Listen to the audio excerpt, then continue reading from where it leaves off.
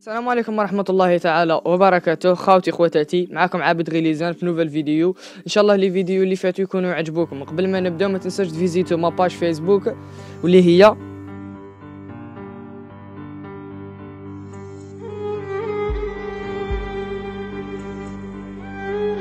اليوم جبنا لكم سوجي شويه واعر واللي هو ظاهرة التحلاب والحلابين في الجزائر. التحلاب هو ظاهرة عالمية كاينة من البكري، باغ كونط كون نرجعوا 7 سنين ولا للور ما كانش التحلاب، ما كانش اكزيستي في لاجيري. بصح خاوتي ملي جا الفيسبوك التحلاب ولا بكثره. من اغرب حالات التحلاب اللي وصلت في الفيسبوك في لافان تاع 2013 اللي هي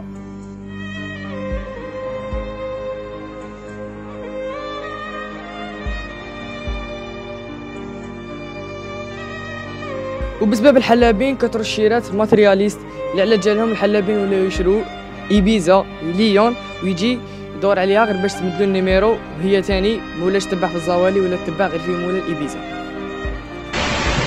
الحلابين انا صنفتهم دو كاتيجوري اللي هما البريمي كاتيجوري اللي نهار كومبلي هو يدور يحوس على مور الشيرات باش تمدلو النيميرو يحلل فيها باش تمدلو النيميرو، هي مش مقيمته الحمد لله اللي كاين بنات فاميليا. وفي العشوة كي يدخل دار فيسبوك يبدا يسب ويعاير في البلاد فاميليا.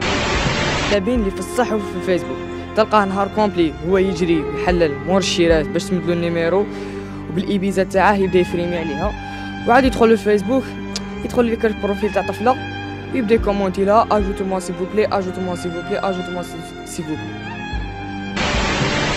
وكاين شي ناس التحلاب داروه تحريش ولاو بسببه ولاو يديروا لي فو بروفيل كما نقولوا بالعربيه، يدير بروفيل تاع طفله هو راجل يتمسخر بالحلابين. في لافان نقول لكم هذا الفيديو قصره وبليزير.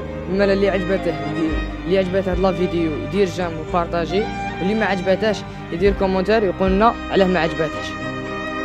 خاوتي عيش راجل وموت راجل وخلي والديك يقولوا جبنا راجل. سلام.